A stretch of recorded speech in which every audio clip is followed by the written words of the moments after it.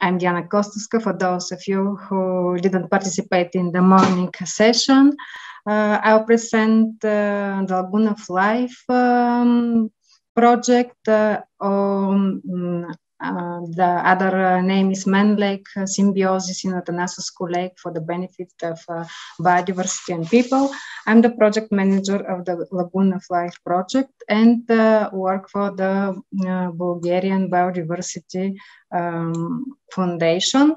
It is one of the biggest environmental non-government organization in Bulgaria. It is established in 1997. Till now, more than 25 years, Bulgarian Biodiversity Foundation work for the conservation of Burgas wetlands, and it participates in the development of the first management plan of the maintained reserve at Atanasovsko Lake and in the implementation of 3 LIFE projects in Atanasovsko Lake Natura 2000 site. In the first one as an associate partner, and in the third one as a beneficiary.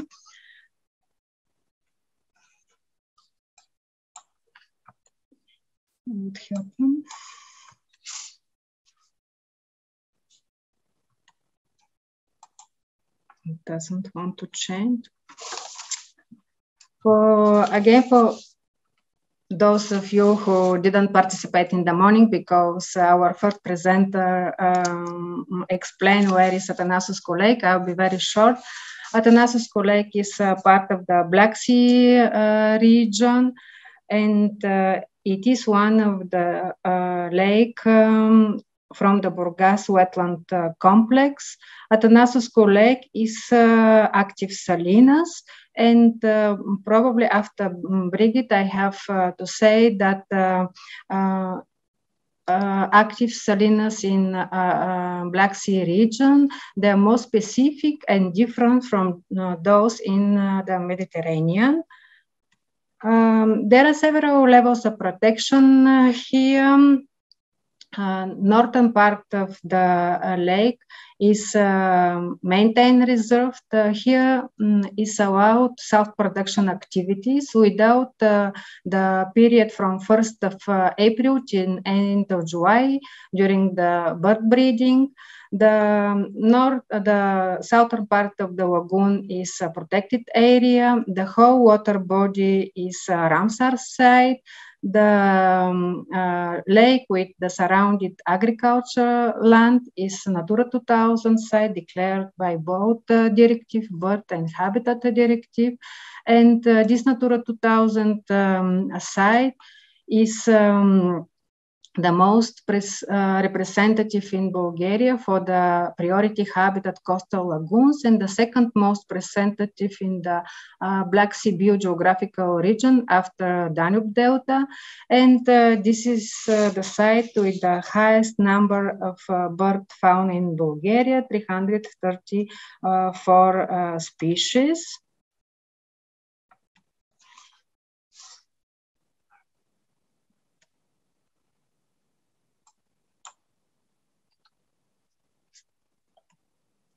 Man Lake Symbiosis here started in 1906 when the salt production started. During this period of time, the southern part of the lake was transformed into salt pans, and I can say that this symbiosis continues until nowadays when this traditional salt production is still practicing.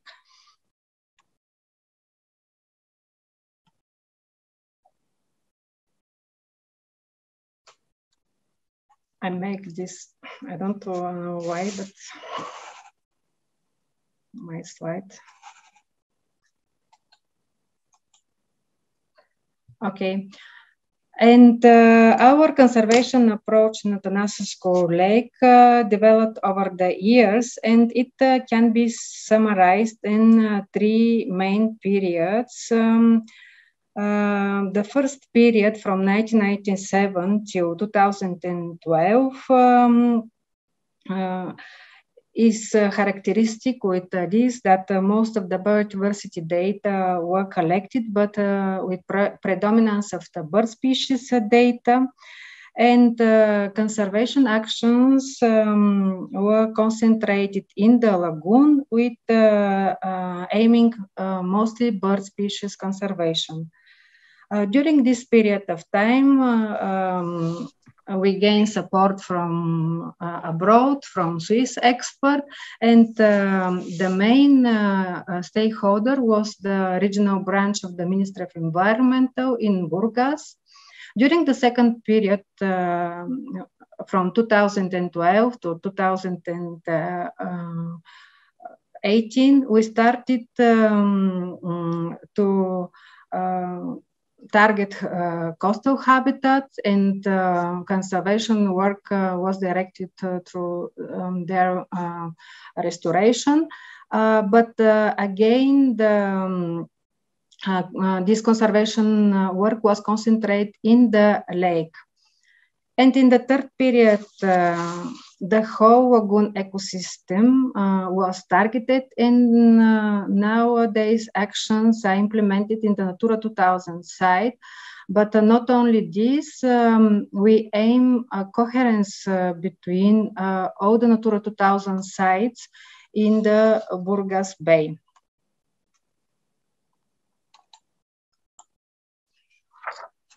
What happened to focus our work on habitat level?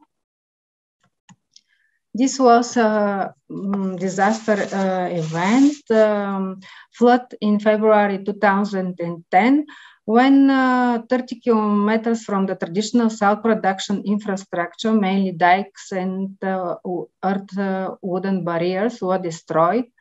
The bypass channel located around the lagoon was blocked with silt and vegetation, and it was not possible to lead the freshwater inflow to the sea.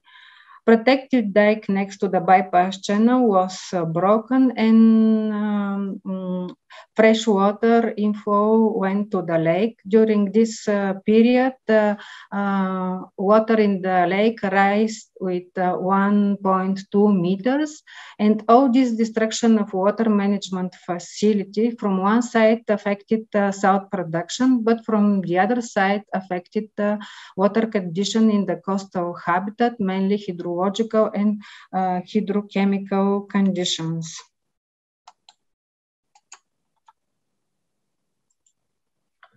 And here on this map, you can see salinity level before and after the flood. You can see that after the flood, Atanasovsko Lake has the salinity equal to the salinity of the Black Sea, 18 promille, which is in one normal water circulation circle, typical for the active salinas. Usually this salinity is typical only for the first evaporation basins. To solve this negative impact of the devastating flood, urgent measures were applied in the frame of the Lagoon of LIFE project, aiming to secure the lake from future floods, but also to improve the ecological processes in Atanasovsko Lake coastal lagoon. And here the project reinforced a partnership between environmental NGO and the private company. This private company was Black Sea Salinas. They become an active partner in the LIFE project. And in addition to this, they also co-financed the project. This was very important, and this was the first project in Bulgaria when environmental NGOs work with a private company in one protected area. Of course, the project was very, very beneficial for the company and also for the coastal habitats, because they restore 20 kilometers from the traditional salt production infrastructure, and they bought equipment which was not impossible to buy without support of the LIFE project, and clean the whole length of the bypass channel, 23 kilometers. The partnership between Black Sea Salinas and environmental NGO was extended during the project implementation, and we involved other key stakeholders through the development of such participatory management model of Atanasovsko Lake Public Council. Members of the Public Council were local and national government policymaker, representative of NGO, fishing, hunting organizations, scientists, community leaders. And this council gathered 12 times during the project implementation to discuss different topics, some of them very hot,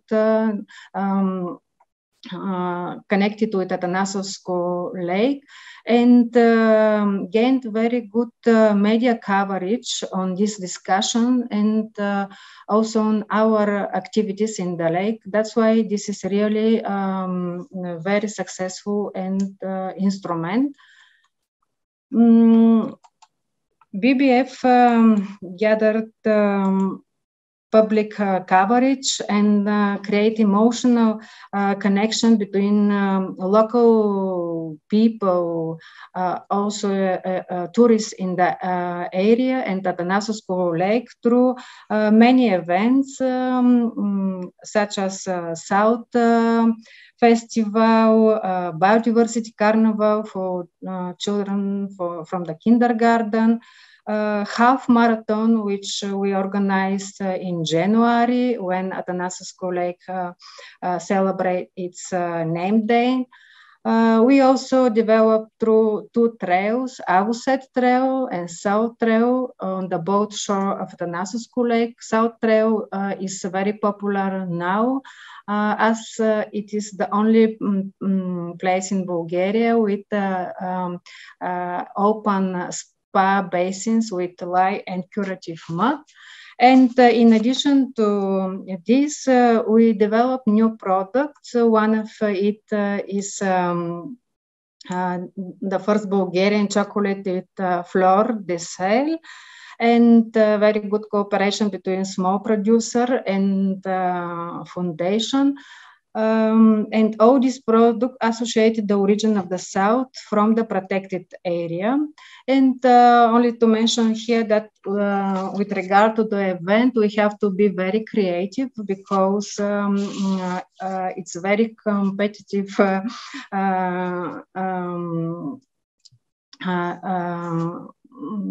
there are many events in the summer in Burgas. That's why we have to be really very competitive.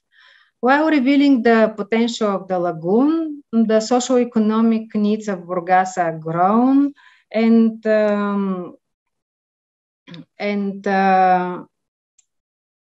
it is now the fourth largest city in Bulgaria, an important industrial, economic, and tourist center. Its population has grown 15 times since 1906 when were created salt pans. Surrounding villages now, this one turned into the satellite districts in the last 10 years. And from a lagoon, which was in a periphery of the city, today the Natura 2000 site at Atanasovsko Lake is within city, and it can be divided in three locations. The first one is in the urban core, the second one is the suburban periphery, and the third one is in the rural land.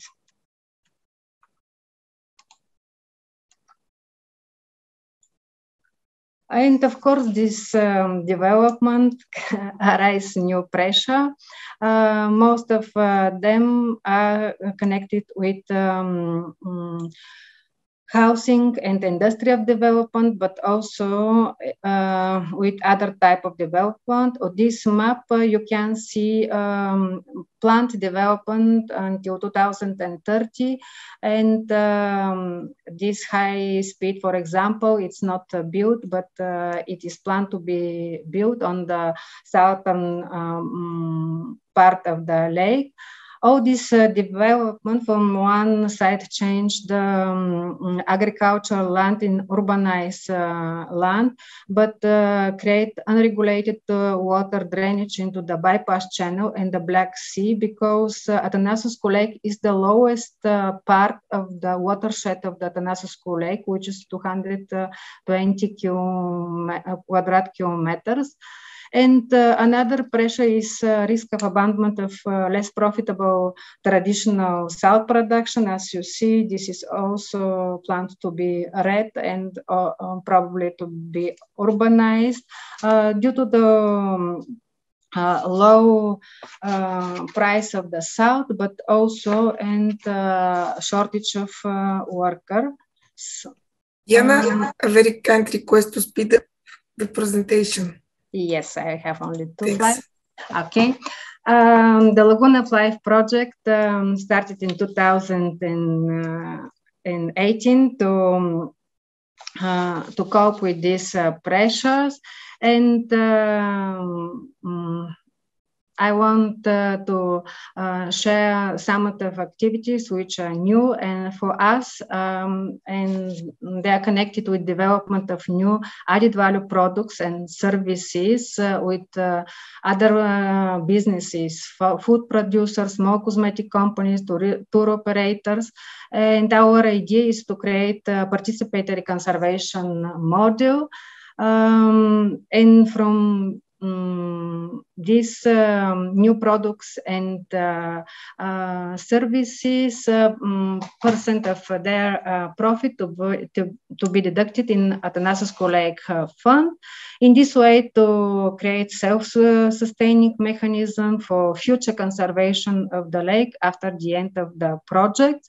And of course, we demonstrate this unknown ecosystem services of Atanasovsko Lake, mainly provisioning one, through different promotion events, South Fair, and digital marketings.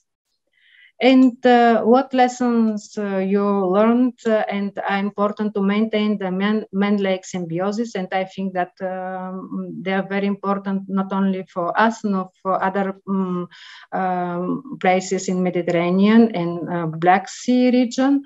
The landscape context needs to be taken into account, and it has to combine action on habitat and landscape level.